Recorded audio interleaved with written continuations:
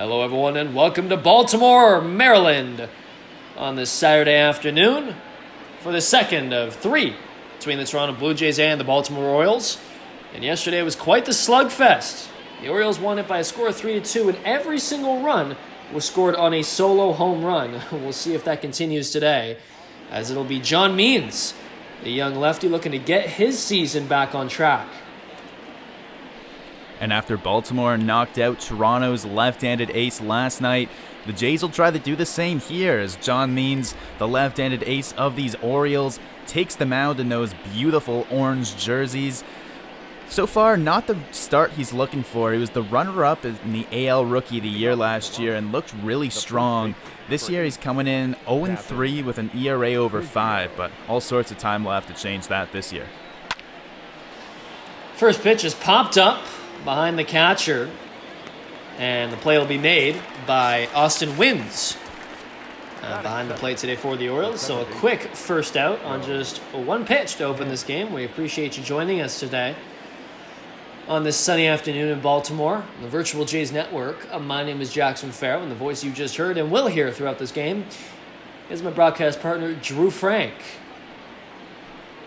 So it'll be Joe Panik stepping in today. He had a day off yesterday. Of course, he is more of kind of a platoon guy at this point in his career. And with Kevin Biggio at first base, who we just saw pop out, Panik in his usual second base position on the diamond. And he's in a 1-1 count now. And the guy who caught that pop-up from Biggio is the only change in the Baltimore lineup between this afternoon's game and last night. It's Wynns behind the plate as Severino gets the day off. Other than that, it's the same 8 other starters. Pitch inside is fouled off. Panik, as I mentioned, didn't play yesterday, but appeared in 2 games in Boston, the previous series that the Blue Jays just played, going 1 for 9 in all those at-bats, so nothing really special from that series. But you don't exactly count on Panik for hitting. He's more of a defensive player as he chops that one through the hole into left field for a base hit with 1 away here. And he's a guy that Montoyo's used down on both ends of the lineup because of that. He's a contact-first guy, so he's not going to be in the middle of the order, and because of his defense, you'll like him in the field. He's down, batted as low as 8th, and here he's up in the 2-hole because of his ability to do just that and get on base for these power bats. So it'll be Lourdes Gurriel Jr., who also had the day off yesterday.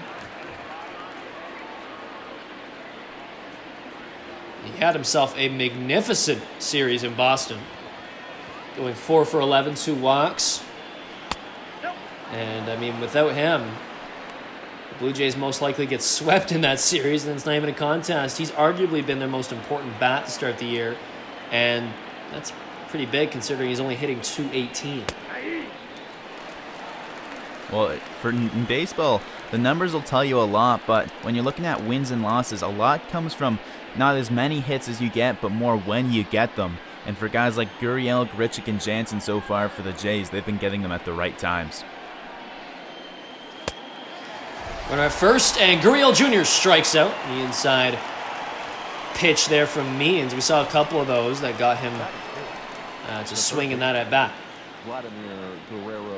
And Means has a 4-pitch repertoire, your traditional starting pitcher repertoire. He's got fastball, changeup, and he'll work in a slider and a curveball. His fastball not the most fiery, somewhere around low 90s, but he complements it with a very effective changeup, and that's going to be his big out pitch and his big pitch to work ahead in counts.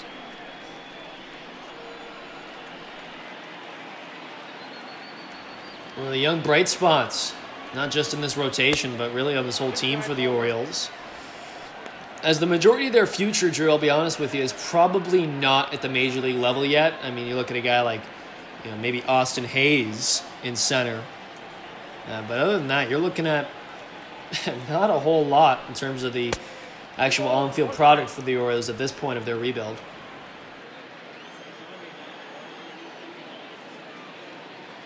2-1 to Guerrero Jr., hitting .261 on the year. And yesterday he went 1 for 4 with a single back in the 6th. But he had himself a very good series in Boston. He went 5 for 11, 4 RBI, and 1 walk. 3-1 fouled off. And he had 3 big extra base hits, 2 home runs that were both no-doubters, and a big double late in the second game that helped them pick up that win. Payoff pitch to Guerrero Jr. is taken inside, so back-to-back hitters, or pardon me, not back-to-back, but 2 of 3 hitters reach now. Panic and Guerrero Jr. with that walk issued. In his career, John Means has made just 1 appearance against Toronto despite being division rivals. And the 1 start came in June 2019 where he pitched 5 innings, gave up just 1 run and 4 hits, striking out 7 in an impressive start. The only Blue Jay that's in this lineup today that was able to get a hit off of John Means was Teoscar Hernandez. And he's at the plate right now, of course, with an 0-1 count. And he takes just low. Evens up the count at 1 now. Hernandez had himself a deep fly ball to center field yesterday that just about went out of the park. Austin Hayes was able to reach up above the wall and grab it, but my goodness, that would have been 3 straight home runs in that inning, as Shaw and Tellez both went yard directly before and after Hernandez. He was in left field yesterday, and he's back into right today. And he takes for strike number 3, so John Means works around a couple base runners in this inning. And we'll head to the bottom of the first here in Baltimore, still scoreless.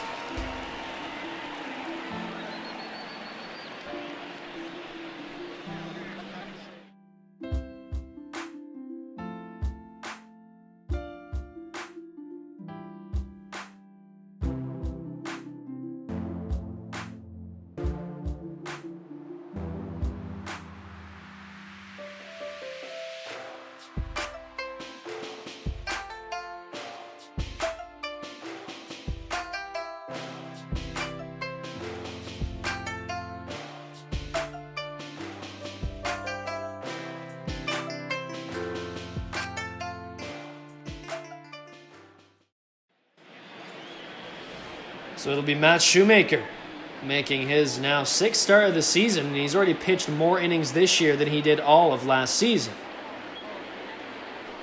And last season, of course, cut short by an injury. So far, this is a staff on the Jays that have looked not only strong out of the gate, but everyone's looked healthy. A lot of deep starts, Shoemaker no exception.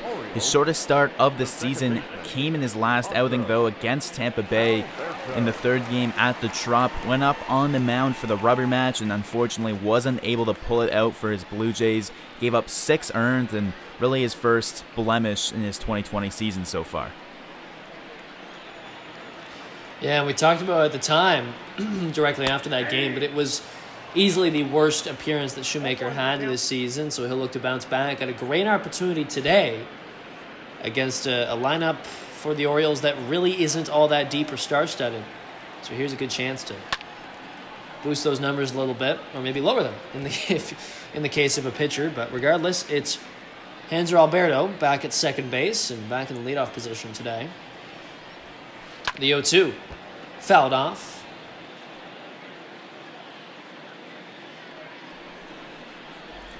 And these Baltimore Orioles are averaging just 2.4 runs per game, which is dead last in the entire MLB. And I mean, the Blue Jays can't really talk much about their offense either. They're 29th in the MLB, so expect a pitcher's duel this series. Alberto strikes out, so good start to Shoemaker's outing here.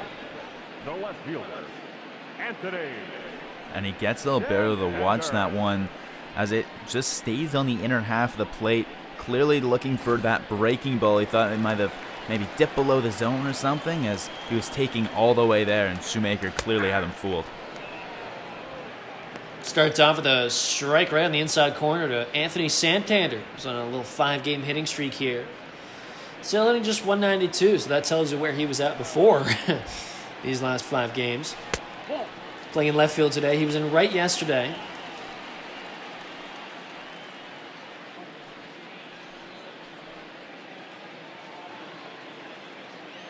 And as you mentioned, Drew, defensive alignment for the Orioles very similar. The only changes is at catcher. It's Austin Wynns instead of Pedro Severino. And then Dwight Smith Jr. and Anthony Santander, for whatever reason, just flipped today. Not really sure what the reason for that would be, but clearly something or some reason for that I'm sure they have that figured out. 2-2 to Santander, taken on the outside part of the plate for strike 3. So back-to-back strikeouts looking to start off this game for Shoemaker. And it's rare to see back-to-back strikeouts looking at any point in the game, but especially the first 2 batters of the game. Clearly an approach for the Orioles. The book on Shoemaker is to wait for a pitch and let him miss his spots if he's not going to put it right where you're looking for it. But so far, it's not paying off for the Orioles, of course. Very early in this game, and they've seen 11 pitches from him now, so maybe they're picking up a little bit better on him. But so far, Shoemaker in control. So now it's Renato Nunez at the plate. Leads the Orioles with 4 home runs on the year. And one of those came yesterday in the 4th inning. 1 of 2, in fact.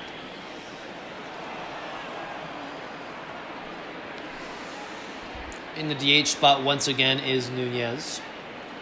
Had himself 30 home runs last year in what was his first full season. He had not gotten a lot of opportunity before coming over to this rebuilding Orioles franchise who could use just bats. They just need guys.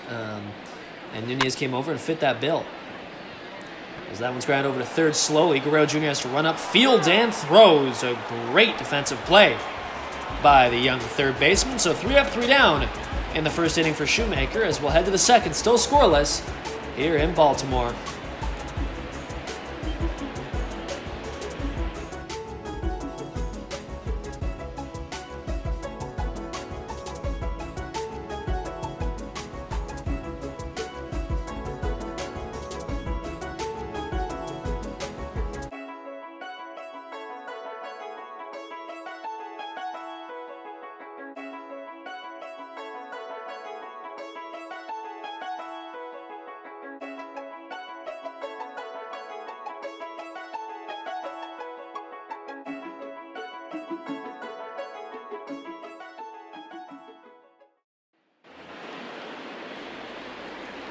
Hello and welcome back on the Virtual Jays Network.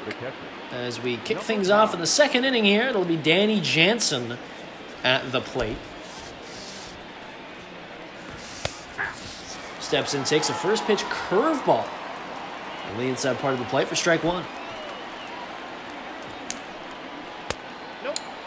Checks a swing, or at least thought about it, and taken high for a ball. Jansen had the day off yesterday and didn't really do much in the Red Sox series.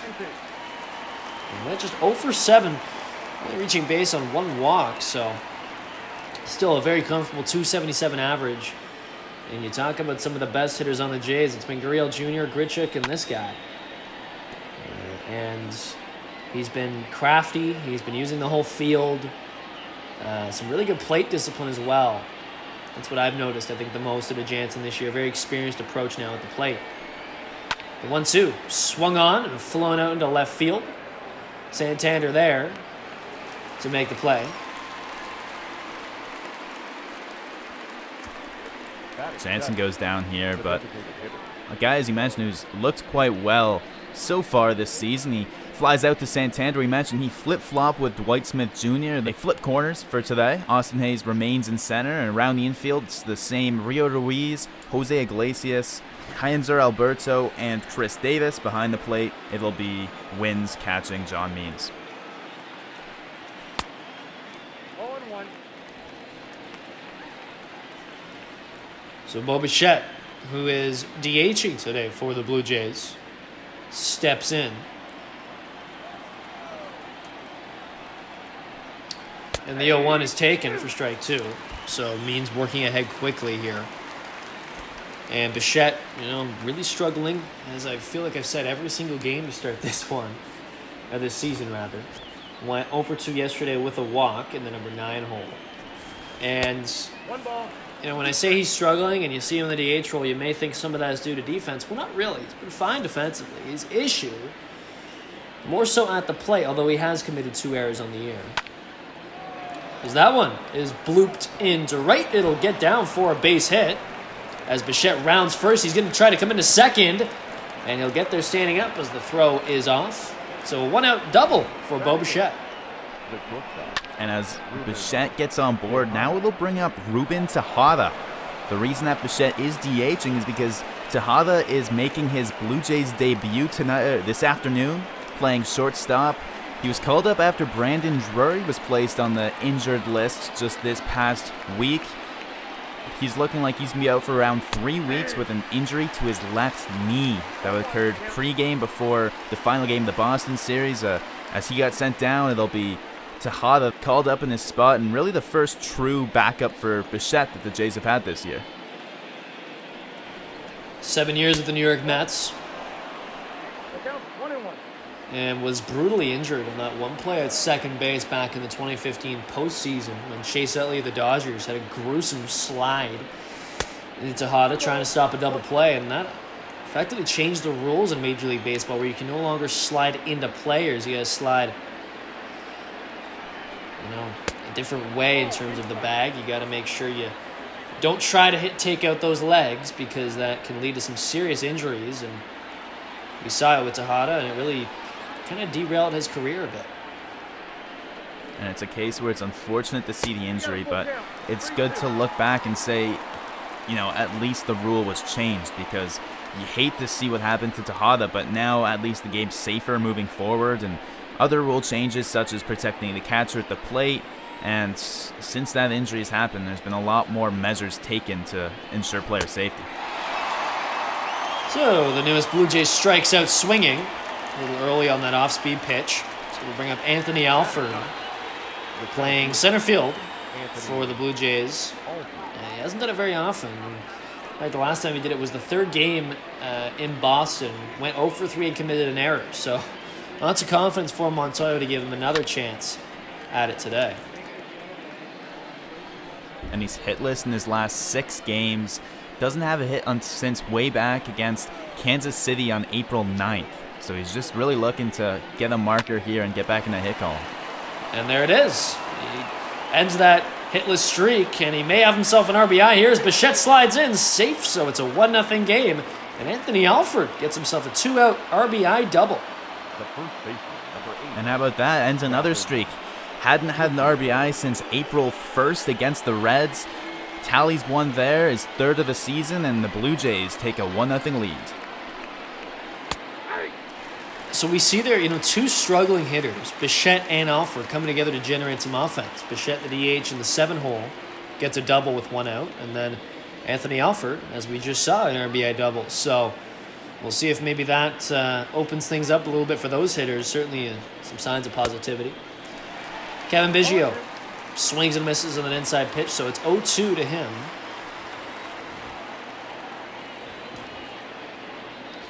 Popped out to the catcher in the first. Back at first base today as he strikes out there. So John Means, after allowing a run, is able to strike out Biggio to end this inning. But the Blue Jays take the lead here at Camden Yards on the virtual Jays Network.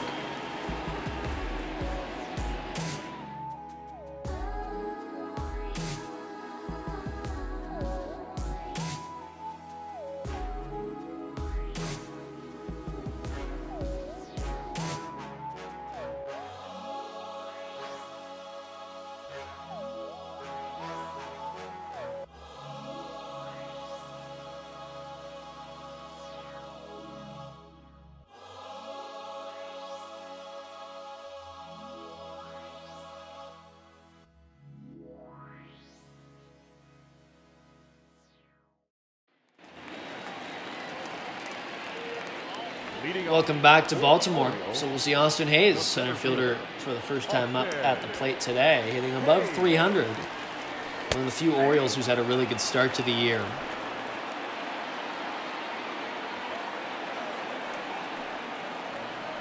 Profiles as a future star, potentially, in center field for this team. As I mentioned earlier, most of the Orioles' future is below the surface, in the minors. But Austin Hayes, one of the few that is up and getting Major League at-bats. and already in the cleanup spot in this lineup. He's not just getting major league at-bats as he strikes out there again. He's going to get some opportunities throughout the year with runners on, and he'll be seeing a lot of pitchers multiple times, you know, getting at-bats near the top of the order. Here he strikes out swinging, and that's his 4th straight strikeout. Yesterday he was 0 for 4, struck out in the 4th, 6th, and 8th, and now starts his day off here in the exact same way. As that one is hit over to the second baseman, Panic quickly throws to Biggio. That's Rio Ruiz who just grounded out. So quickly 2 away, as Matt Shoemaker will now take on the big fella, Chris Crush Davis.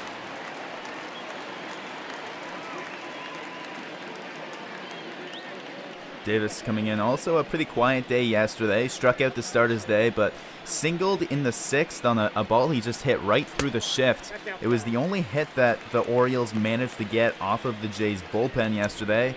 I mean, I say bullpen, but it was really just one guy. Yamaguchi came in and pitched a clean 6th, 7th, and 8th as he's done before. The only man Montoyo needed for the bullpen, even though it was a 3 innings of work.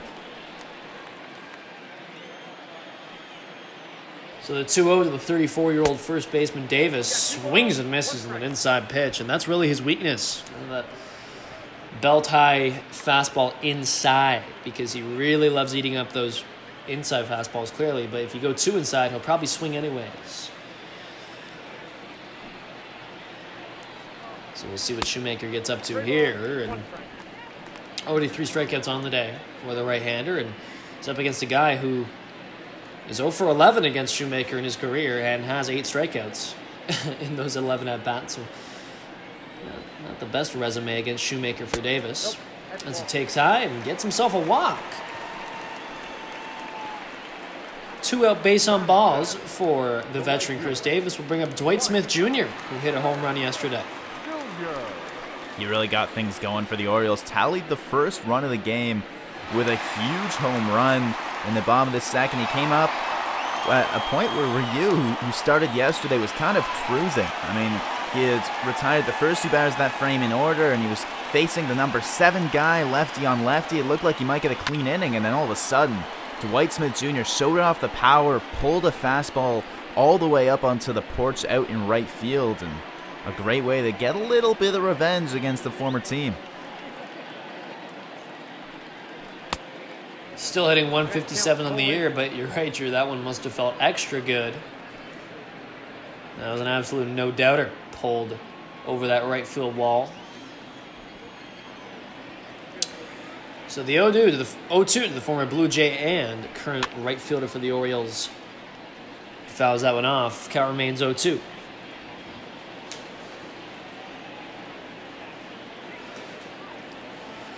Pretty quiet day for Smith Jr. after that home run. He ended up going 1 for 3, just the one hit.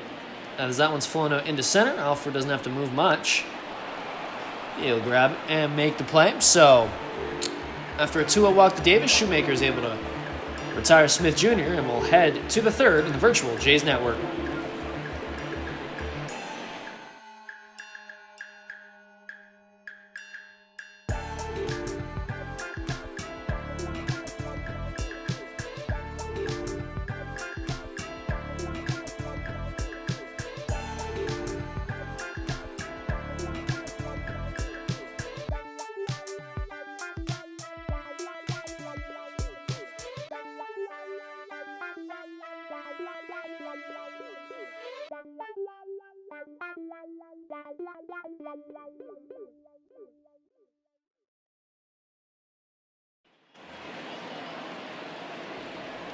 Hello and welcome back to Baltimore. It'll be Joe Panic stepping in. He singled in the 1st.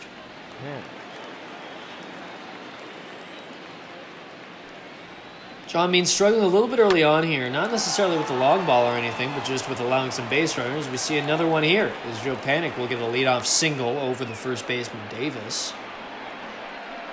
Now batting, the left fielder. And a nice piece of hitting by Davis. By Panic. He sees a pitch that he likes and isn't afraid to wait around. Jumps on Means early in this at-bat, pulls it into right field, and a quick start to this 3rd inning for the Jays. 2 for 2 is Panic on the day. after, as I mentioned, not having the best Red Sox series. So John Means already allowed 5 base runners in this one, as well as a run off of an RBI double from Anthony Alford. Yes, that Anthony Alford. 0-1 to Gurriel Jr. Pops it up into the seats. So an 0-2 count now.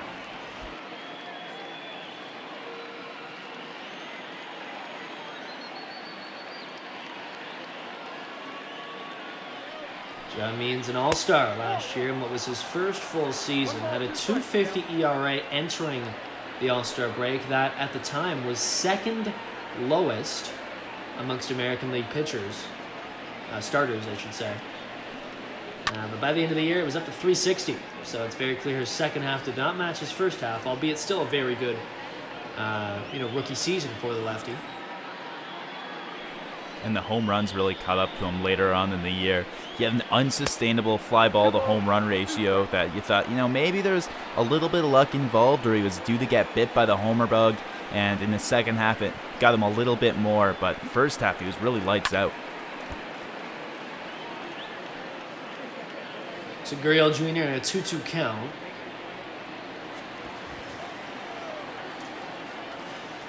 Yeah, Means actually just turned 27 yesterday. So happy belated birthday to him.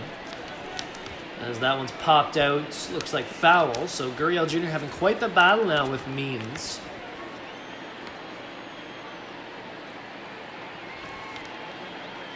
And a 4.8 WAR for the Orioles last year led their team. So he was, without a doubt, their best player. Really the only,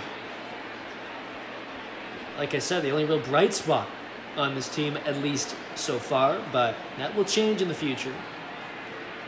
One of those tough times for Orioles fans. I think Blue Jays fans can relate a little bit. They're in the rebuild as well, albeit probably closer to the finish line than the Orioles are. Gurriel Jr. pops up. Play is made by Alberto, so one away now, which will bring up the third baseman. Gurriel Jr. made a good defensive play earlier on in the game on a slow chopper over to the third base side. Came up, fielded it cleanly, and made an absolute missile throw to first. He walked in the first, and we'll see what he can do at the plate now.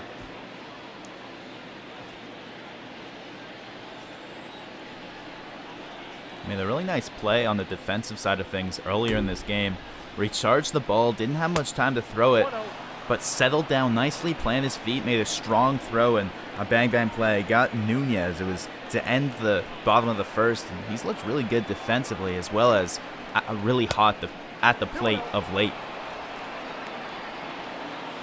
Sure has.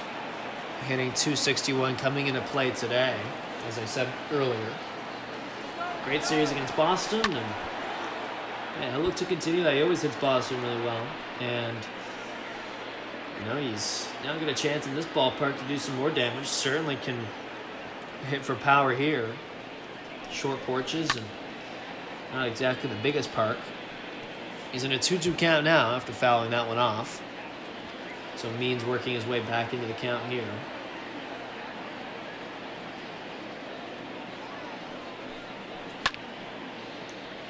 That one flown foul into the seats. Some good attendance here as we see the shadows start to pour over Oriole Park at Camden Yards. And Gurriel Jr. strikes out swinging on that high heat. So 5 Ks on the day for Means now in just the third inning. The right fielder, Teoscar Hernandez. And Panic still hanging out at first base as the 3-4 hitters go by without the ability to move him up, move him over, get him in scoring position. And it'll be Teoscar Hernandez now tasked with trying to do something with 2 away. Pops that one up, and it looks like the left fielder Santana has a read on it. Might have lost it in the sun. It makes the play anyways. Good use of the glove over the eyes there. As we'll head down to the bottom of the third here in Baltimore.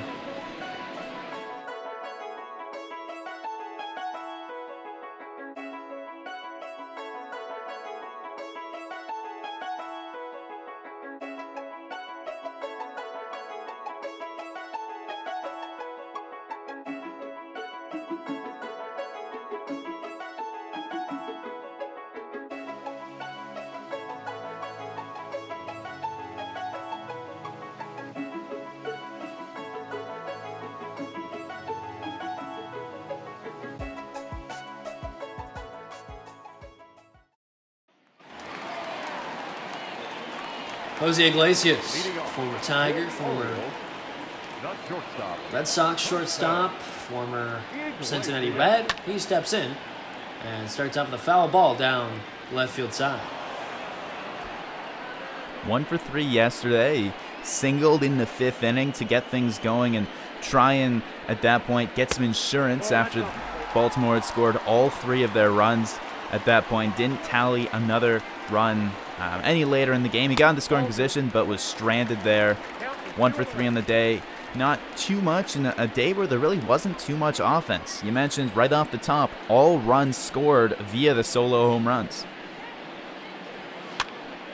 Iglesias not really a guy who will contribute to that much. As it's popped up behind the plate, Jansen makes the play. Batting ninth, the catcher. When we take a look at the American League East standings, yesterday with Toronto's loss and New York's win, they move ahead of Toronto after being tied for almost a full week atop the AL East. New York finally pulls ahead by 1 game, and Toronto, I'm sure, if you told them at the start of the season that 3 weeks in they would be just a game behind the Yankees, they would take that, and I'm sure they don't mind being just 1 game back. As Austin Wynn steps in and gets himself a 1-out single here to start off his outing. Catching today in place of Pedro Severino.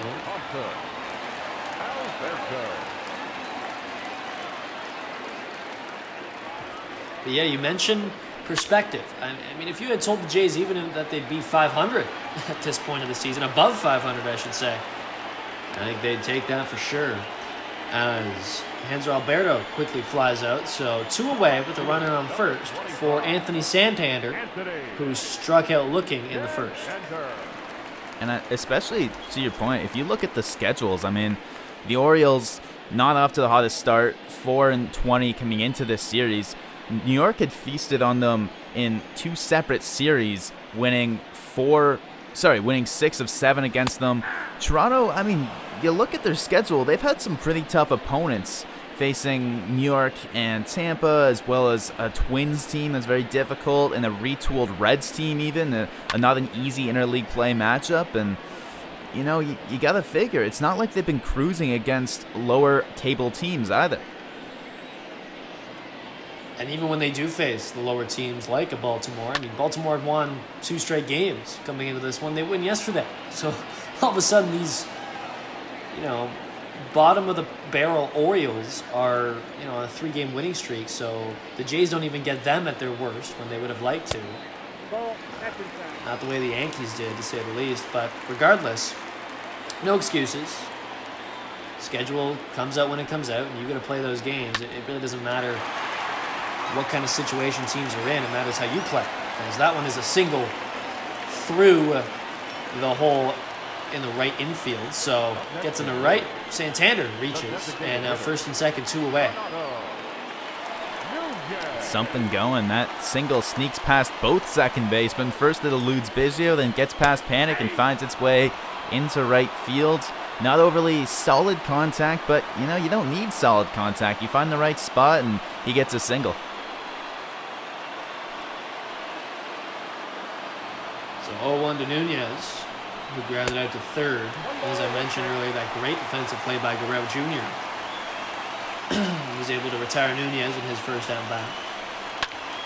The 1-1 is laced up the middle. It'll be a base hit to center, and now bases are loaded with 2 away here, with Wins being held at third. For Austin Hayes, what a chance for the center fielder. And it's tough for the Orioles, as even with 2 outs and running on contact, no matter where it's hit, the catcher from second off with the contact on that pitch, but the speed the catcher lacks holds them up at third, and they're unable to score. So Hayes gets in, starts off with strike 1, a beautiful pitch in the bottom part of the plate.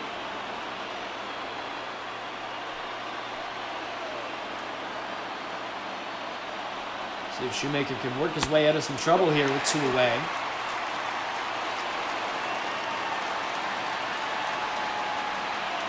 He's in a 1-1 count now. Jays are up 1-0 in this one off of an Alfred RBI double. Let's see if they can hold that lead. Wins at third, Santander at second, and Nunez at first. With Hayes at the plate, here's the pitch. That one poked foul, so 2 strikes.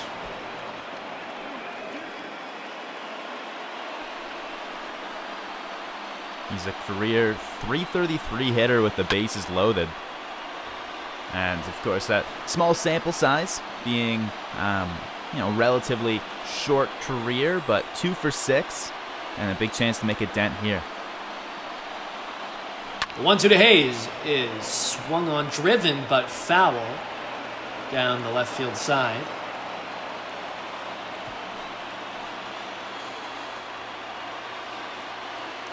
One ball, 2 strikes to Hayes. That one is popped up. Looks like the shortstop Tejada looking underneath it, and he'll make the play. That's his first defensive play made with the Blue Jays, and it's a pretty big one. Getting the third out with the bases loaded, so Shoemaker's able to escape. It remains 1-0 as we head to the fourth, moving quickly here on the virtual Jays Network.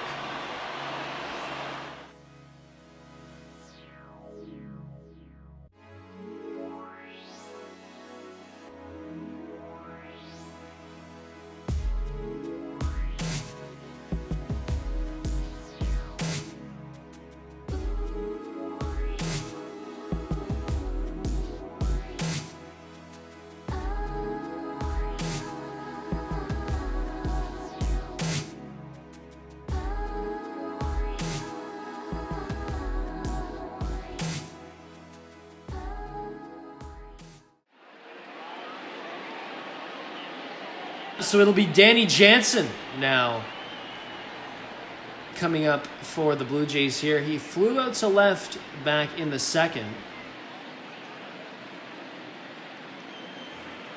See what he's got up his sleeve this time. I notice you can see those sleeves pretty clearly. No batting gloves. That's pretty gritty, pretty old-fashioned.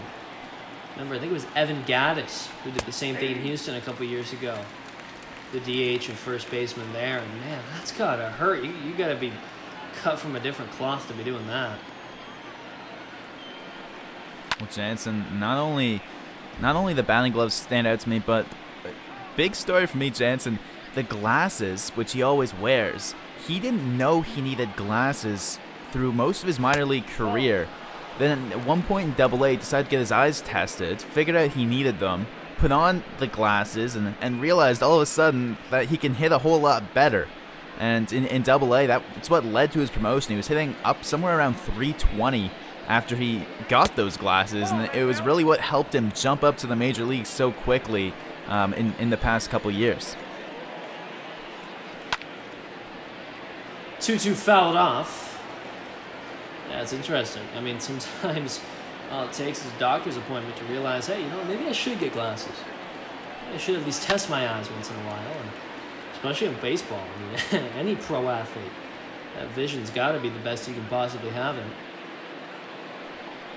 And you got to wonder, I mean, he's taking strides defensively, how much that's a factor there, just receiving and managing pitches. So he strikes out, swinging there to start off the inning. John Means now 6 Ks on the day. Now batting. And a very similar pitch to where he struck Vladimir Guerrero Jr. out with this past inning. A fastball elevated up above the zone that he's made those 2 righties go up and chase.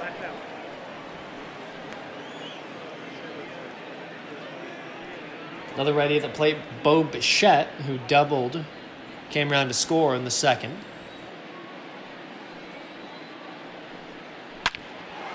The 1-0 is laced up the middle, so 2 for 2 is Bichette on the day. A couple base hits for the young, normally shortstop, but today DHing.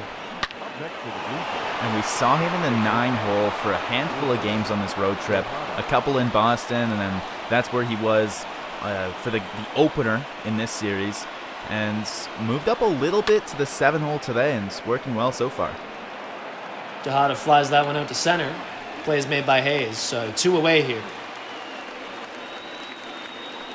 Tejada jumping on that pitch, trying to keep things going, keep the momentum going, not wasting any time, swinging away, but doesn't manage to get that one down anywhere as Hayes is easily able to track that one down. And now Alfred's going to come up in another spot where there's 2 away.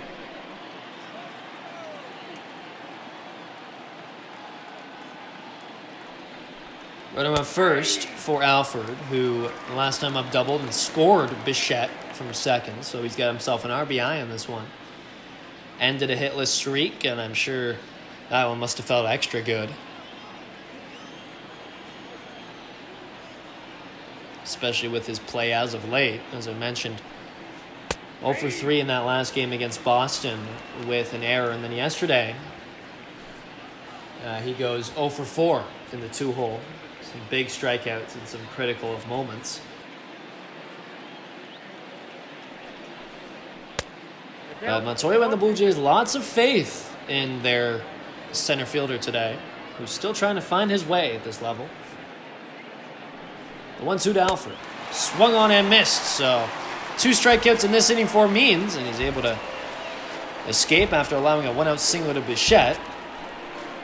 So we move along here, bottom of the 4th, it's 1-0 Jays.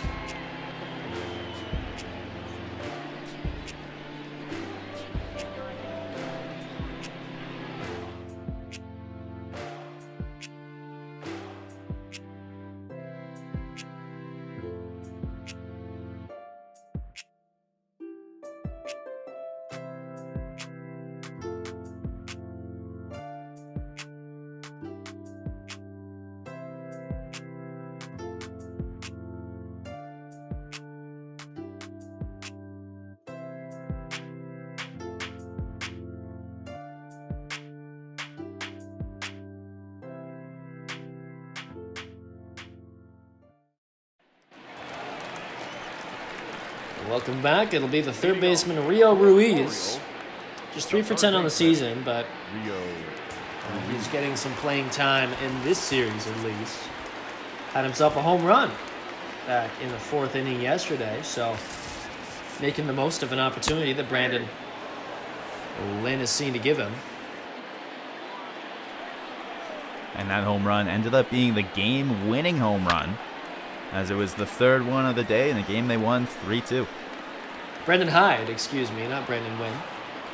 As that play is made in center field by Alford, so Ruiz is retired. Now it'll be Chris Davis, the 34-year-old slugger, or maybe I should say former slugger, at the plate now. And you talk about, the risks of signing a big contract. Especially in a market where you don't have a ton of money to go around.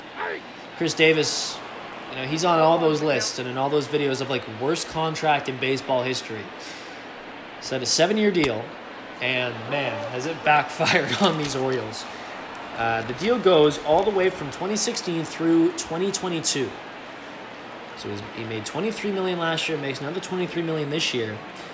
Last year had a 179 average, just 12 home runs and 36 RBI. That's what $23 million gets you.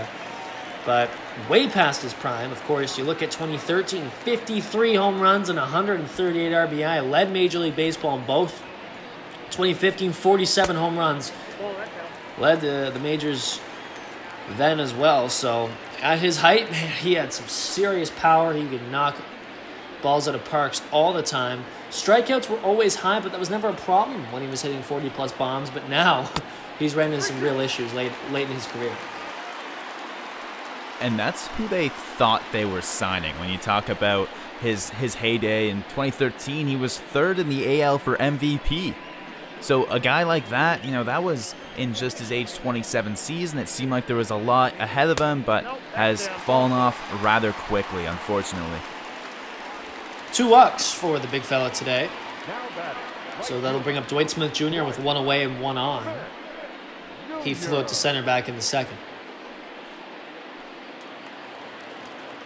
We mentioned yesterday, I mentioned, I'll own this one. I mentioned he was waived by the Blue Jays. He was actually traded to the Orioles for international pool money. So the Jays have developed quite a bit of their team based off of international pool spending. I mean, Vladimir Guerrero Jr. is the big example, but there's a handful of other ones along in the mix there. So a guy that was out of options, and they didn't want to give him up, and they certainly didn't want to give him up for nothing.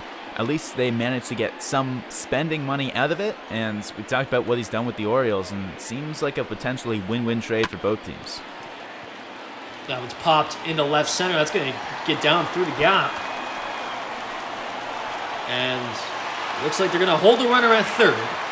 So Chris Davis at third, not much speed on the base pass there. He goes from first to third. Dwight Smith Jr. gets himself a one-out double. Now a couple runners in scoring position here. And hits that one nicely into the gap. Problem for the Orioles just happens to be the wrong runner on first base. Mentioned it in the last inning where Wins wasn't able to score from second on a single with 2 outs, just not fast enough, and they've got the second slowest guy in their lineup, Chris Davis, on first base there, not able to come all the way around despite that one getting out to the wall, but they're still poised to tie this game up as all they need is a sac fly. It'll be Jose Iglesias looking to deliver that. He popped out behind the plate to the catcher back in the third.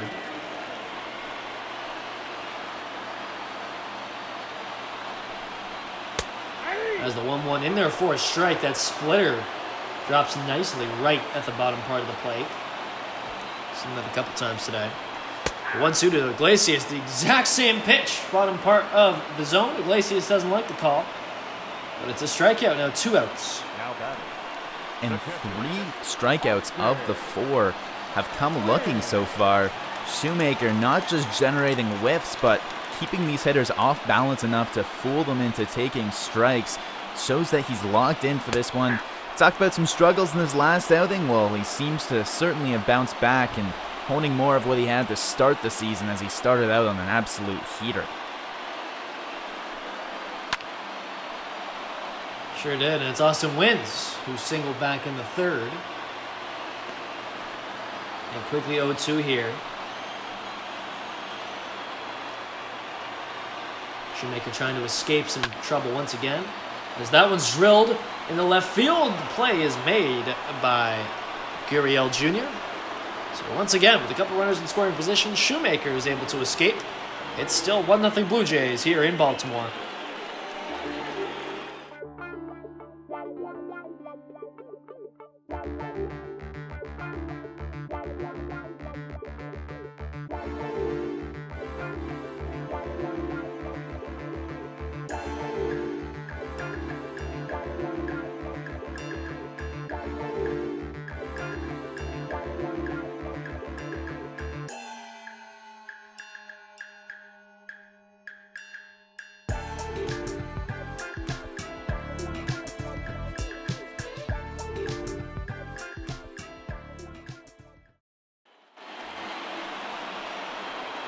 So it'll be the leadoff hitter for the Blue Jays, Kevin Biggio. 0 for 2 on the day. Had a triple yesterday to lead off, I believe it was the 4th, and standing over there 90 feet away from scoring what would have been the tying run for the Jays at the time. In fact, I would have been to put them in front. They ended up losing the game 3-2, and Biggio was stranded at third despite being at third with nobody out. And, you know, you have Alford, Grichuk, and Guerrero Jr. coming up. You feel pretty confident that one of them will be able to score him. Nonetheless, the Jays going to lose, and that being part of the reason. Difficult to see for the Jays there, but losing by 1 run, you can point to a handful of certain things on both the offensive and defensive side of the ball, as, you know, if this didn't happen or if this didn't happen in any 1-run game, but in yesterday's game, that was a very glaring one where you run it back, you'd have to think the odds are pretty good. In most cases, you're going to get that run, but just weren't able to capitalize. Strikeout for Biggio there, second of the day. 8 Ks for John Means in this outing. And you know what? You got to figure the shadows in this 4 o'clock game are having some effect. When we cut back to our wide shot here, take a look at the shadows. You see it right there. That's a great angle. The pitch starts in the sun and then dips into the shade. Sorry, actually, the other way around. It starts in the shade, dips through the sun, and then back to the shade right at home plate. And we've seen both pitchers with racking up high strikeout totals and a lot looking, where the hitters aren't able to pick up a pitch and are struggling with. And you got to figure the sun's a factor there. As Panik grounds out to third, Now back. So 2 away for the number 3 hitter, Gurriel Jr., who himself also was a strikeout.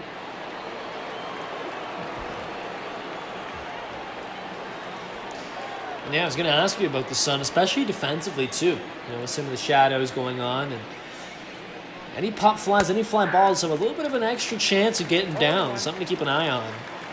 No plays are guaranteed even at the major league level, especially when the Sun is involved. As Gurriel Jr. grounds over to second, Alberto fields it and makes the play. So quickly 3 up, 3 down in the 5th for John Means. So we work ahead now to the bottom of the 5th. Jays still up 1-0 here in Baltimore.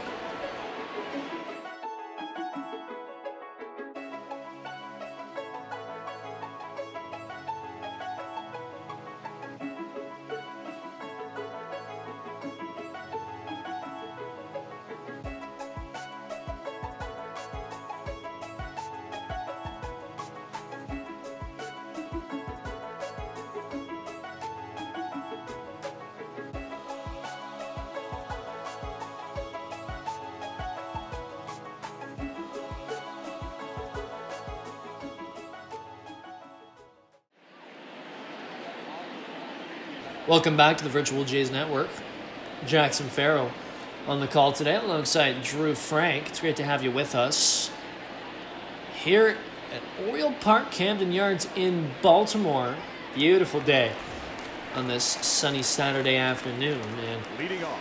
if you're just joining us, it's a 1-0 game off of a, believe it or not, Anthony Alford RBI double back in the 2nd with 2 outs. Drove in Bo Bichette. And Shoemaker has kept that 0 up on the scoreboard to have that Alford RBI stand out as the leading run so far. He's gotten into some jams. I mean, last inning he left 2 on base. I think before that he stranded the bases loaded. But at the end of the day, what matters is he's been able to get out of it. Potentially some signs that maybe, you know, there's concerns that it won't be too sustainable. But thus far, I mean, all you can look at is the 0 and be happy with it. Exactly. And sustainability is one thing, but the scoreboard is the biggest thing when it comes to your team and their success. And as we see the Sun continue to move here, we talked a little bit about last inning, the shade and these shadows and how that affects the hitter at the plate. We noticed Santander wearing sunglasses at the plate. He's 1 for 2 in the day, a single in his last at-bat. As that 0-1 misses low. We see that splitter being used quite effectively in the bottom part of the zone. It's been catching the plate, and Jansen's been doing a good job of framing it, so he's been getting the calls. And it's been a vital pitch for him in this one. We'll see how it continues. Change up misses low, ball 2. Right around 5 o'clock now is when you'll see some guys taking off the sunglasses, wearing them at the plate but not in the field, or vice versa. And really, as the sun sets and the lights start to turn on, you'll see things even out a little bit, but very difficult at this specific time of day. So a full count to Santana, the left fielder.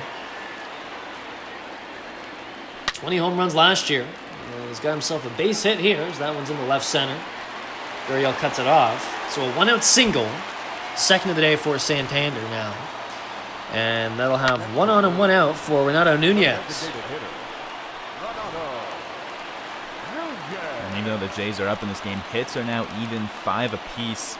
Both pitchers averaging around 1 an inning. As yesterday we saw not too many base runners and the score came from the long ball. Here it's a little bit of a different tale. The ball hasn't left the yard yet for either teams, and we're seeing more traffic on the base paths all around.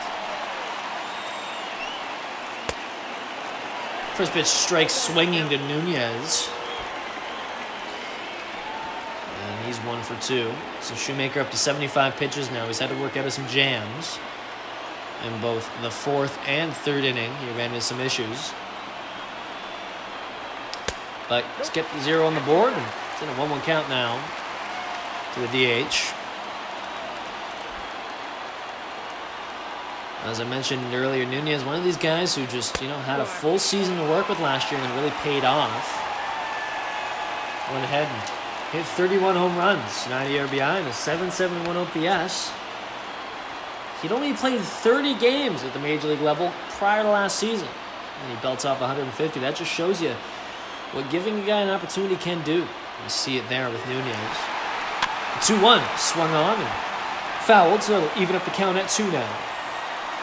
And still only 26 years old, even though that was his first chance. It's not like he's a guy that's been around the league and waiting for an opportunity. He's still young enough to do some real damage for the next few years for this team. Strikes out swinging there. Shoemaker's 5th of the day now. And Shoemaker continues to look good. A lot of strikeouts that have come from working deep into the count, which is the reason that we've seen a couple righties start to throw for Montoyo. Shoemaker just getting a little bit deeper and deeper with every pitch into his day approaching. This will be his 80th pitch.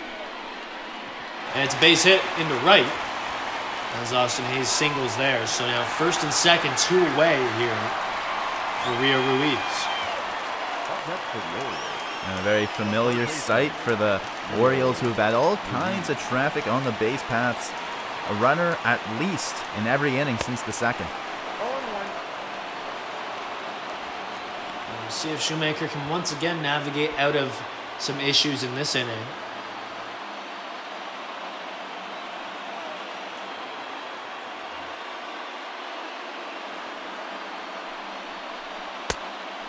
And the 0-1 misses outside from ball 1.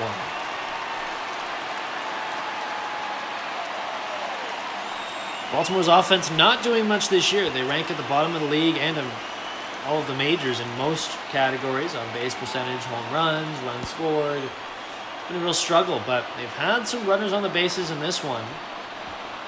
And you get 3 solo shots last night. I mean, this doesn't look like as much of a bottom feeder as we may have made it out to be.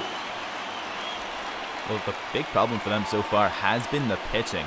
I mean, a guy like Means, who was the ace, struggling so far, and no one's really stepped up. The team's ERA right near the bottom of the league. And even though there's been some standout performers, the overall offense just hasn't been there collectively. I mentioned only 2.4 runs per game, which comes dead last. As that one's hit over to second, Panic makes the play on the liner, it appears. So Shoemaker, once again, able to navigate out of some issues in this one, allowing runners to reach first and second. And he escapes, so we'll head to the 6th now. Still a 1-0 game for the Blue Jays here.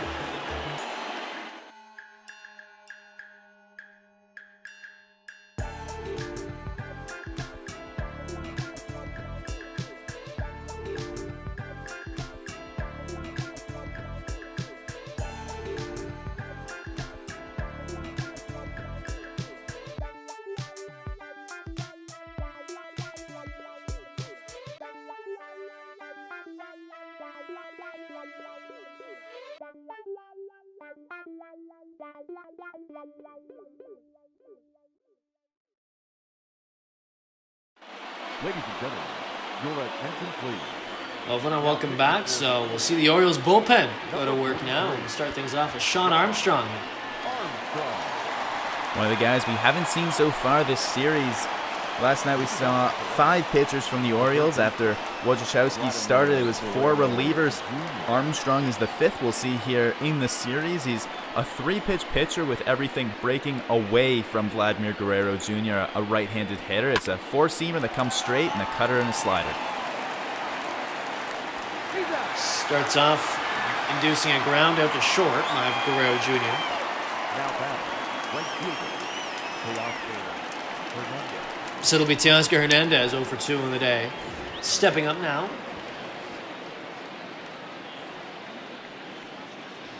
.211 average, and his on-base percentage won't blow you away either.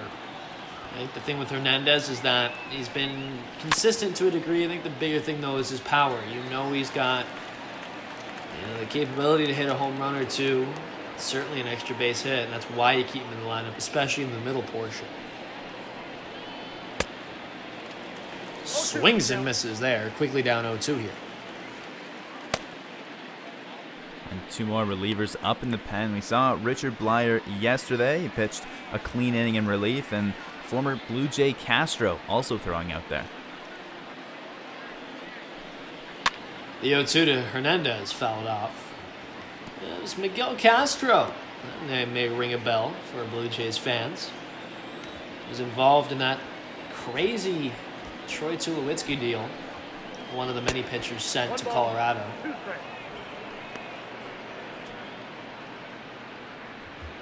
And the 1-2 now to Hernandez as he's able to take for ball one. Looking to add to this Blue Jays lead if he can.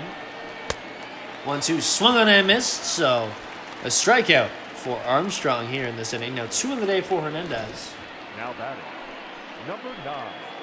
And there's the slider there, the breaking ball in his repertoire.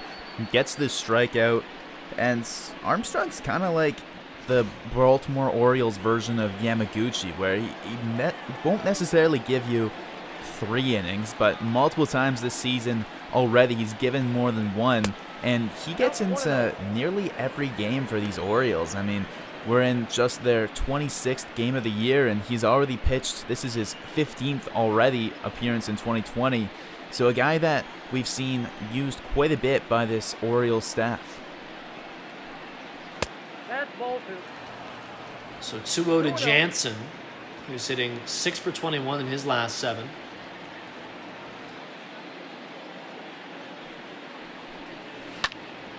Swings on that one, grounds it over to first. Davis fields and makes the play. So 3 up, 3 down for Armstrong here in the 6th inning. We will head to the bottom half. Still a 1-0 game for the Blue Jays in the virtual Jays Network.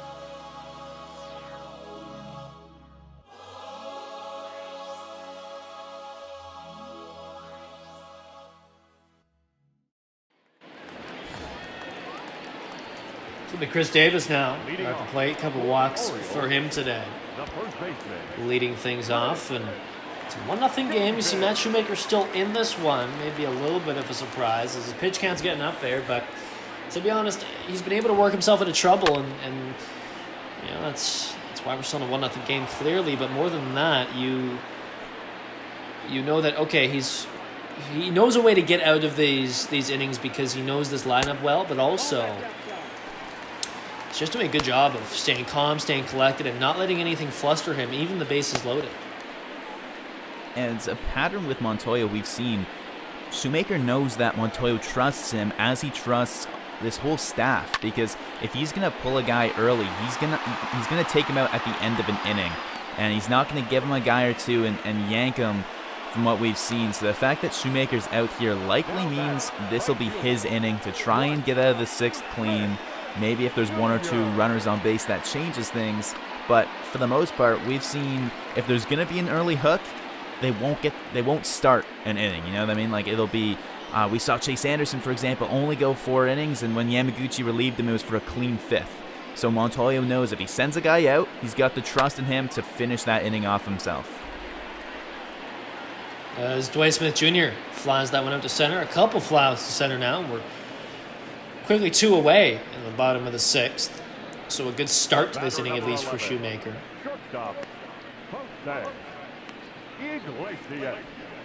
And now it'll be Jose Iglesias up. 1 for 5 this series, as you mentioned earlier. A single last night. 0 for 2 in this one.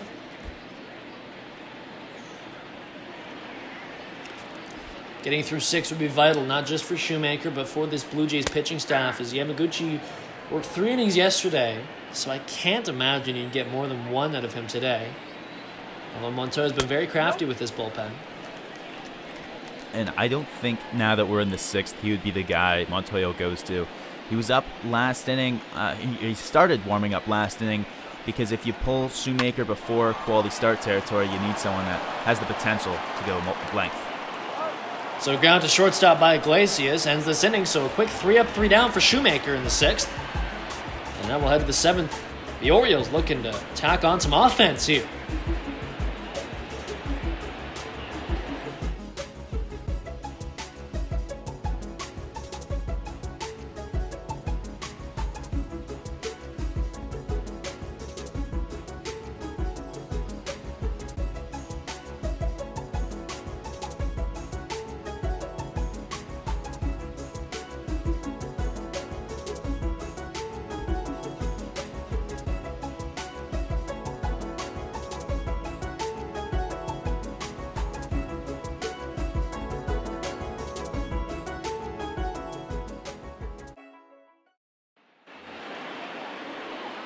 As we see Bo Bichette Leading off the at the plate now, and he's 2 for 2 in the day, a double and a single.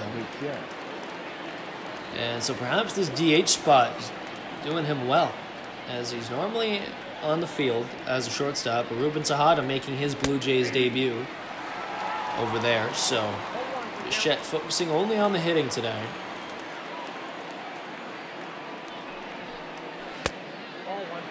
He scored the Jays' only run of this game way back in the second.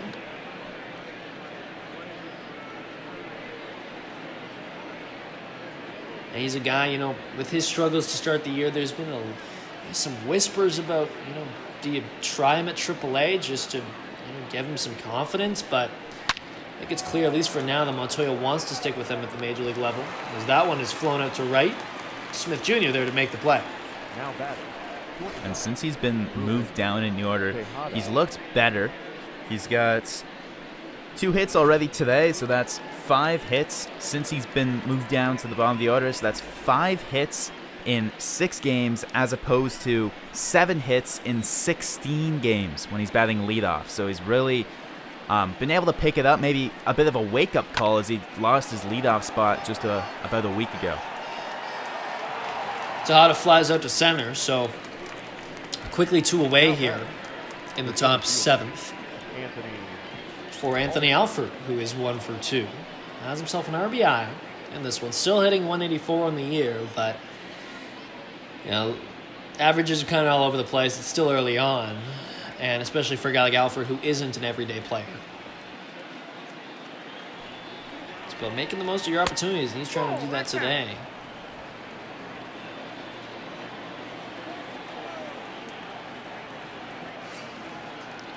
Starts off with a ball. And 2 balls now as he takes high. I think the thing with Alford, too, is you look at his last season totals, nothing special. He only appeared in 16 games. Not getting any younger, that's for sure. And what once was a shiny prospect is now essentially a 4th outfielder looking to survive in the major leagues. And this series could hold a lot of weight in that regard. He's in a 3-1 count now. So far, he's been used mostly to get the other outfielders a day off their feet. It was Grichuk yesterday it's Grichuk today. It was Teoscar Hernandez yesterday. And let me correct myself again. It was Grichuk today. It was Teoscar Hernandez. Lourdes Gurriel got the day off yesterday, which let Alford get into the lineup. Today, it's Grichuk who gets the day off, and Montoya's been using him to really rest his key outfielders. Alford strikes out, so 3 up, 3 down in this inning. A quick one for Armstrong. As we stretch in Baltimore, the Jays still lead.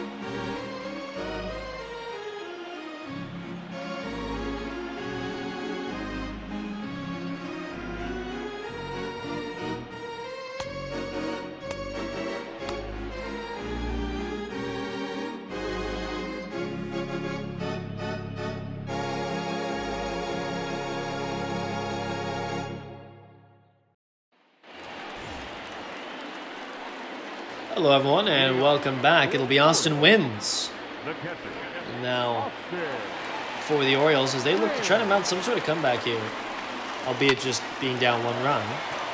Starts off with the grounder to second. Panic fields well to his right, stops and makes a good throw.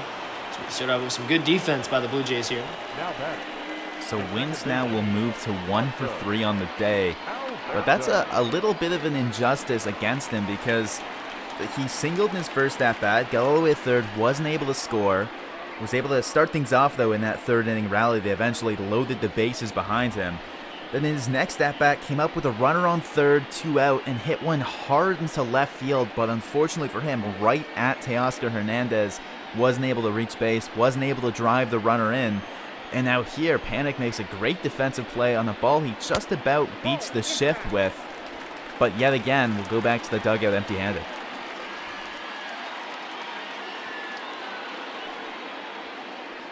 So it'll be Hanser Alberto, 0 for 3 on the day. And a 1-1 count now.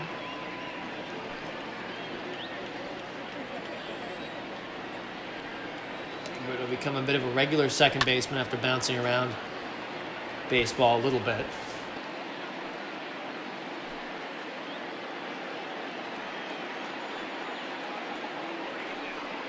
And last year, in fact, he actually led the AL in at-bats per K at 10.5 as he strikes out there. He was claimed off waivers 4 different times in the last 2 years. Then he walks back to the dugout. Now quickly 2 outs for the Orioles here. And he's been very quiet in the leadoff spot. Couple strikeouts, a couple balls hit in the air, yet to reach base today. Santander will not reach base either as that fly out to left on the first pitch offered by Shoemaker. I mean, Shoemaker is now through 7 innings and still less than 100 pitches thrown. Who would have seen that? We head to the 8th in Baltimore.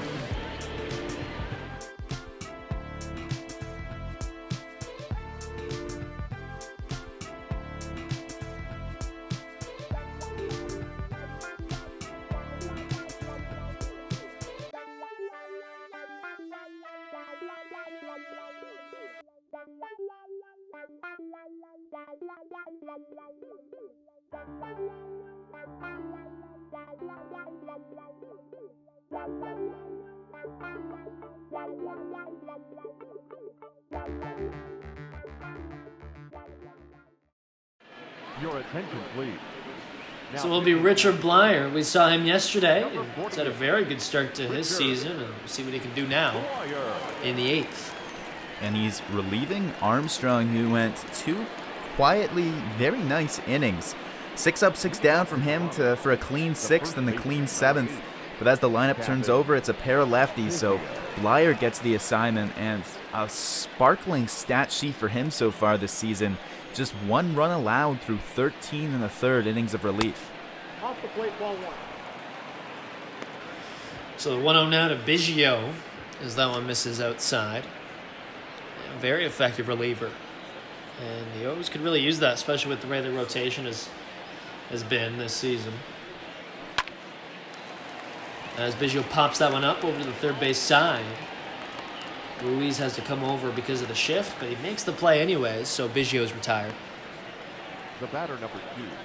Second base. And Blyer's well equipped for this new 3-batter minimum. He's not just a lefty 1-out only guy. He can actually handle righties fairly effectively as well, because the repertoire he boasts is more of almost like a starter's repertoire than just a lefty reliever, because he can really sink that fastball that he throws. And he's got lots of downward movement, where when he sinks it, and he also throws a very effective cutter and changeup. And the combo of these 3 pitches can keep any hitter off balance, whether they're left or right-handed. So the lefty Panic quickly in an 0-2 count here. He's 2 for 3 on the day, a couple singles, both in the first and the third. 2 misses outside. And yeah, we see Panic, clawing and fighting his way to stay in this lineup. He's got a good amount of playing time this year because he's been pretty productive, not just at the plate, but also defensively. He's looked very good, and a veteran infielder like this with some serious playoff experience is always good to have on the roster, especially when you're working with a younger team. So I'll make a very nice play in just this last half inning to start things off by retiring Wins. And as Shoemaker was trying to make a deep bid into staying in this game, getting the leadoff batter taken off the base paths by Joe Panic's defensive efforts is very much appreciated by him. So it'll be Lourdes Gurriel Jr. after that out is recorded. And pardon me, Panic is able to reach there. So now it'll be Gurriel Jr., who is 0 for 3 on the day. And after the Panic walk, it'll be the middle of the order trying to tag on some insurance.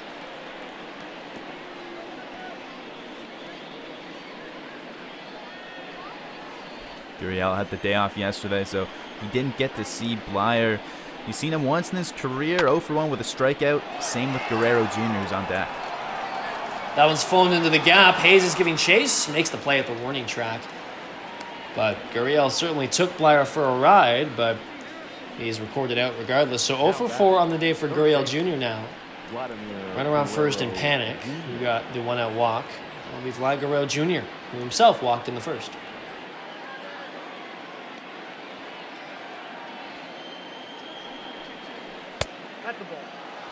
Starts off with the ball as he checks his swing, although that pitch looked like it might have been on the bottom part of the zone. So that sinker misses. Now quickly a 2-0 count to the slugger Guerrero Jr. Struck out back in the third. And now he's in a 3-0 count here. Guerrero Jr. in a great count. You got to figure he's got the green light. The cleanup guy with the platoon advantage and the runner on. Ball 4, pitch is down. Pitch misses low, so 4-pitch walk to Guerrero Jr. brings up Teoscar Hernandez. Runners on first and second, 2 away now. The right fielder. And Ajani's kind of gotten himself into a little bit by not attacking the batters here. He walks Panic on a bit of a battle, but then Guerrero Jr., a 4-pitch walk, pushes Panic into scoring position. And now Teoscar Hernandez has a real chance.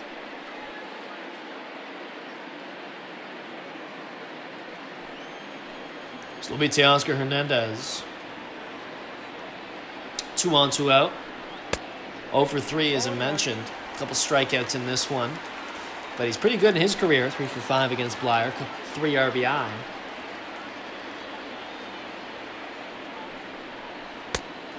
You know, some may categorize a pitching duel as boring, dry, lifeless, if you will.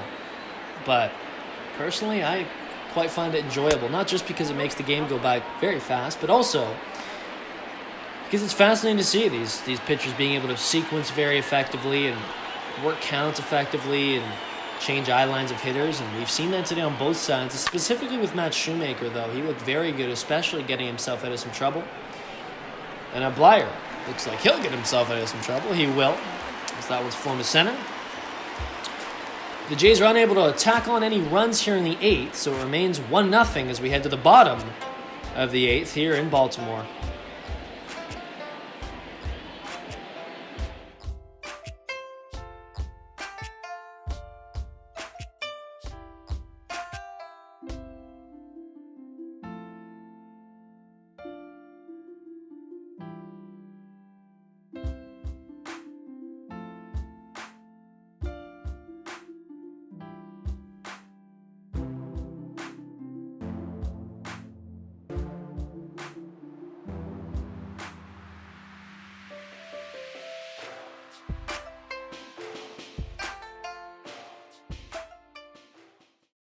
Your attention, please.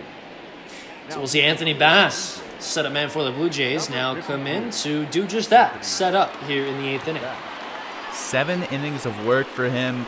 Hasn't allowed anything other than a solo home run to a lefty. Other than that, no hits allowed. A right-handed hitter yet to single off him even. He's been very dominant.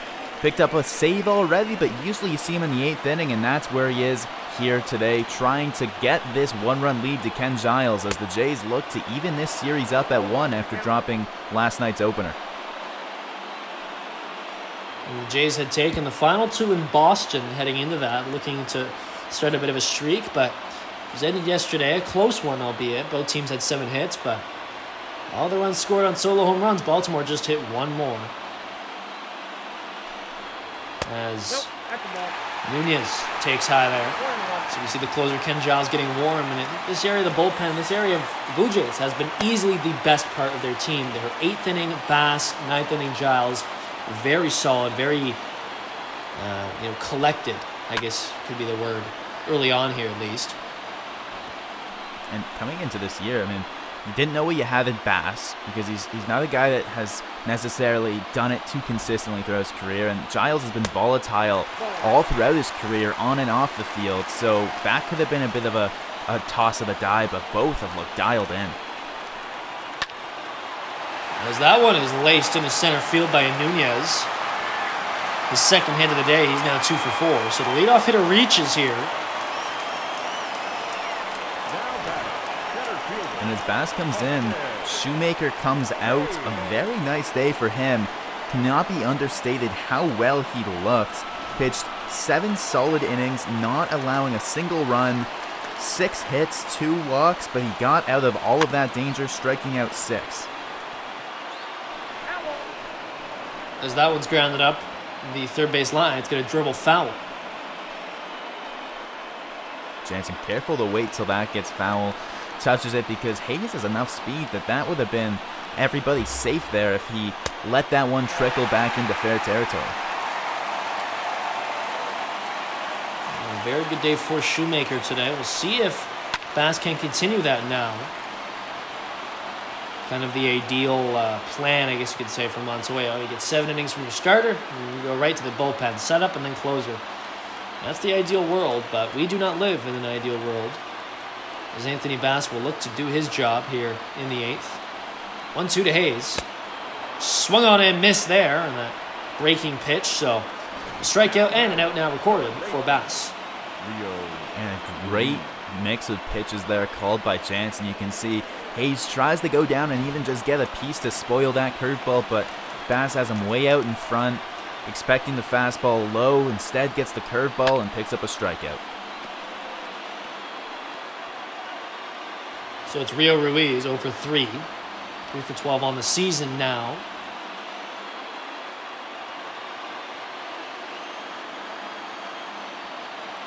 And with a runner on first, Nunez, not a ton of speed there. So Bass shouldn't have too much to worry about. He can just focus on the plate. In a 1-1 count now.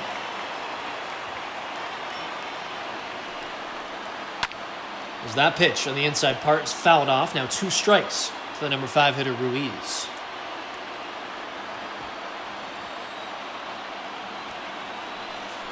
The 1-2 swung on over to third. Chance for 2 here. 1 and 2. There it is. The double play recorded by the Blue Jays. So a very quick end to that inning for Anthony Bass. He's able to get through the 8th without allowing a run. Remains 1-0 as we head to the 9th in Baltimore.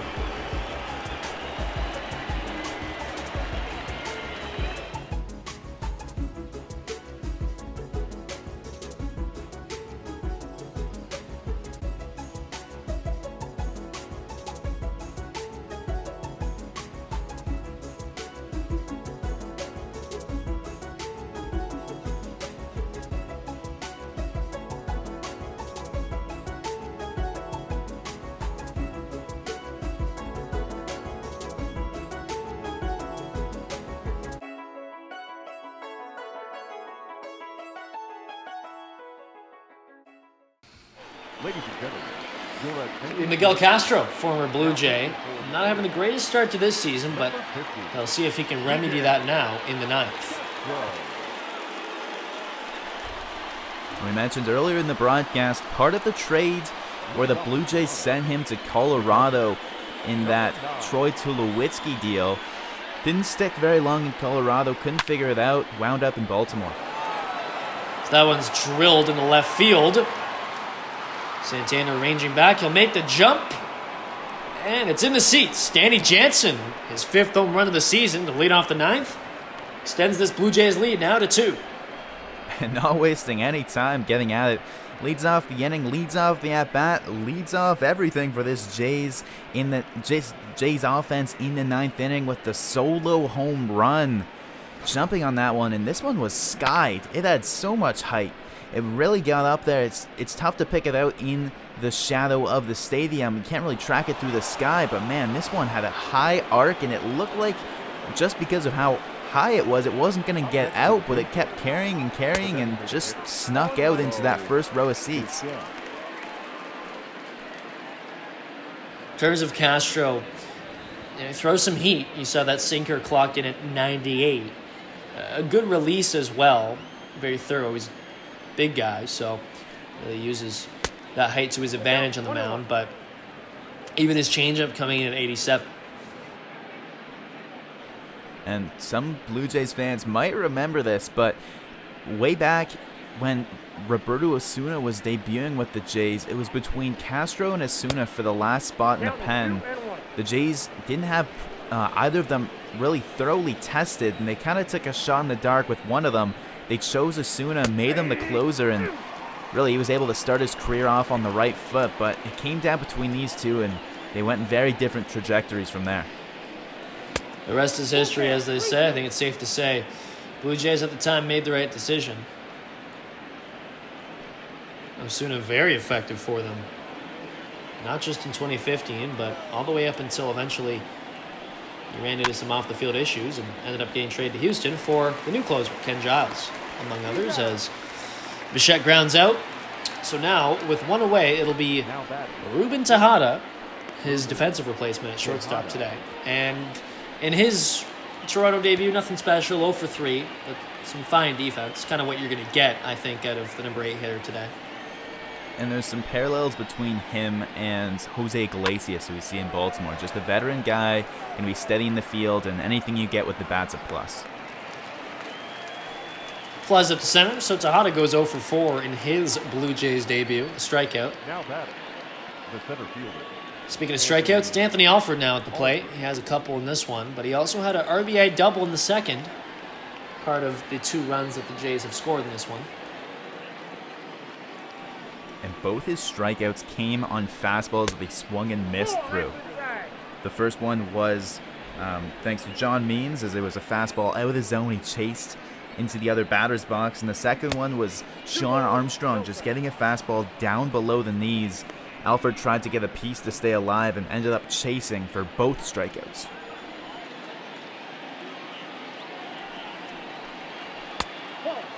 Alford takes low now, 3-0 in the number 9 hitter.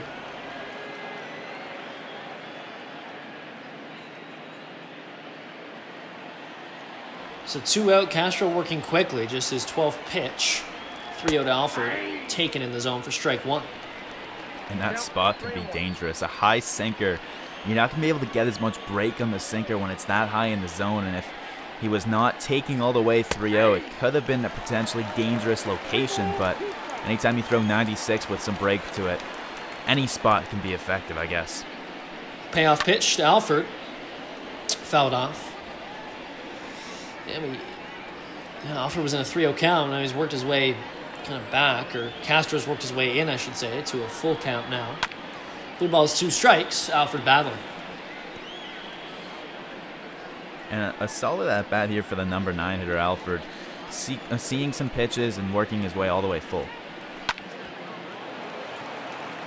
As that one is hit to short, Iglesias makes the play. So after a leadoff homer from Danny Jansen, Miguel Castro is able to retire the next 3 hitters, but it's a 2-0 Jays lead as it's closing time. 100 Miles Giles set to come out for the Blue Jays here on the virtual Jays Network.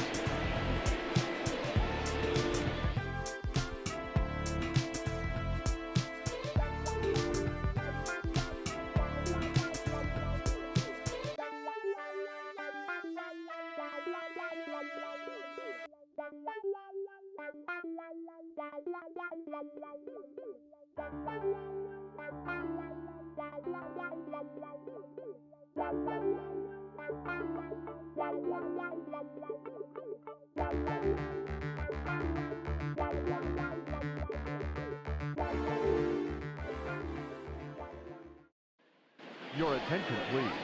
Hello, everyone, and welcome back to Oriole Park at Camden Yards. It's the bottom of the 9th, so it means Ken Giles will come in to continue what has been an outstanding start to his season. Well, yet to allow a run to score is really all you need to know about Ken Giles. He's worked into some situations where there have been runners in scoring position, but hasn't allowed any of them to come around, and that's all that matters. Here he's got 2 runs to work with, a 2-run lead as the Jays able to tack on some insurance thanks to his battery mate Danny Jansen leaving the yard in the top half of the inning. And he'll face 6, 7, 8 here for this Orioles team. Start off with Chris Davis. 0 for 1 with a couple walks in this one. Just 1 for 7 in his career against Giles.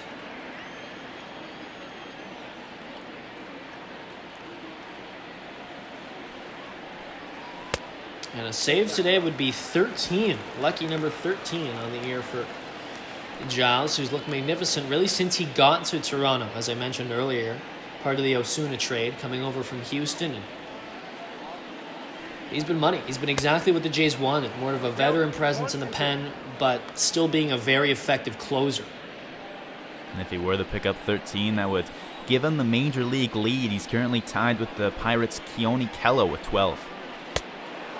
Starts off the strikeout of Chris Davis. As we take a look at Matt Shoemaker's line here. Very effective all around. I think you look at 8 base runners allowed in 7 innings as potentially a sign of trouble, but he was able to induce what he needed to when he needed to get out of it. Didn't get a single ground ball double play, so it wasn't by that means. It was by getting efficient strikeouts when he needed them, getting some pop-ups, and able to capitalize on certain circumstances that he was able to work himself into and work himself right out of to end clean innings. Dwight Smith Jr. 1 for 3, a double in the 4th. Had a home run yesterday, and he'd love to get something going against his old team. In a 1-1 count now. And just the final note on Shoemaker, we saw some action in the Jays pen back in the 5th, and it looked like he might be nearing the end of his day. But then he came back out for the 6th, got 3 up, 3 down, came back out for the 7th, got 3 out, 3 down, and then really showed almost like a second wind, as his most effective 2 innings were the very last 2 that he threw. And for Montoya to put him out there after all those pitches and after some real trouble faced, shows a lot of confidence, and it paid off. Perhaps that's all Shoemaker needed, was just to hear that the Jays have faith in him despite what could have been a tough outing. And he makes good of it, as there's an error at short by Tejada, but the play is made regardless. So Tejada, unable to field it cleanly, picks it up, whips over the throw, and gets Smith Jr. just in the nick of time. And he stuck with that one, able to get the out. Very important play there, because the bottom of the order, you never know what you're going to get. But, I mean, we've talked Austin Wins has been really hitting. He's on deck now. If the runner reach, you'd expect he would come up. But potentially now you can end this game right here, right now, as that crucial second out just puts them 1 away from winning this. So it is Jose Iglesias, 0 for 3. 30 years old now. Worked his way around the majors, as I mentioned earlier. Detroit, Boston, Cincinnati, and now Baltimore, where he signed here in a 1-year deal. And it's pretty clear he wasn't getting much interest in free agency, so he decided to come over to Baltimore, where at the very least you get a lot of playing time and get an opportunity to show what he has left in the tank.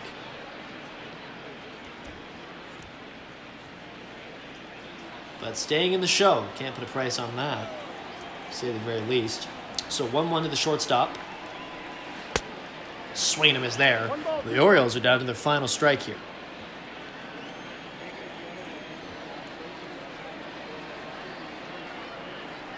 The 1-2 to Iglesias. Swung on, popped up into foul territory. This could end it, as Biggio makes the play, and that will end the game. So the Blue Jays, after losing yesterday, have now won 3 of 4 dating back to the Boston series. They take this one 2-0. A very good start from Shoemaker, and some clutch hitting at certain points as well.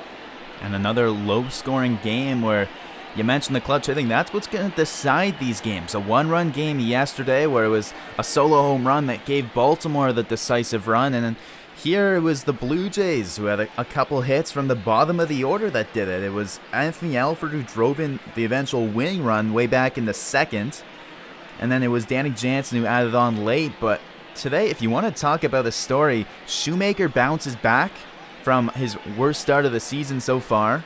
And then at the plate, it was Bichette that scored the game-winning run. He bounces back after some trouble, and Anthony Alford picks up his first RBI since April 1st, who bounces back himself from a rough stretch there at the plate. So for the Jays, it's almost a day of redemption, as it was the guys that had been facing some struggles, a little bit of adversity over the past few games, are really able to produce here and win this game for the Jays as they even this series in Baltimore. And even Ruben Tejada makes his first start with the Blue Jays, and almost botches a play here in the ninth. That's short, but he's able to just pick the ball up quickly and make the play, redeeming himself a little bit defensively on that. So all in all, very effective day for the Blue Jays. Baltimore's offense really didn't have too much in store. John Means, not the greatest outing for him. He does pick up 8 strikeouts, 5 hits allowed, just 1 earned and a walk, but only 5 innings there. I wouldn't necessarily put this loss on him, however. I think it was more Shoemaker, Bass, and Giles doing a very effective job of shutting down this Orioles team. But yes, Bo Bichette, an excellent day as well, comes around to score. It was a very important run early in the game. And now it's a series tie as we head to another rubber match tomorrow. What's exciting you the most about the final game of this series tomorrow? Well, I mean, I think there's a lot to look at in these 2 games, but the trend across the 2 is that there hasn't been a lot of scoring, and it really has come down to both of the pitchers that we've seen on the mound for these 2 teams. And for the Jays, if that trend's going to continue, it's going to have to happen with Tanner Roark on the mound. And Tanner Roark's a guy that has struggled throughout his Blue Jays tenure so far, not necessarily establishing himself as the consistent starter he's wanted to.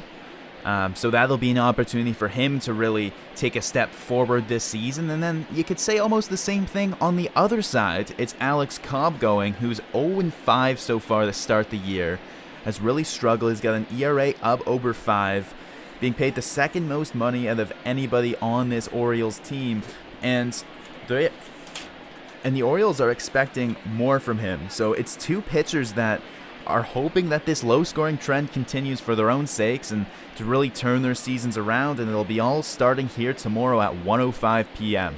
So join us then for some more weekend afternoon baseball on what is said to be a beautiful Sunday in Baltimore. We thank you for joining us today on the Virtual Jays Network. For Drew Frank, my name is Jackson Farough, and the Blue Jays advance to 16-11 on the year, and we'll see if they can continue their recent surge of good play here tomorrow. Thank you for joining us, and have a great evening, everyone.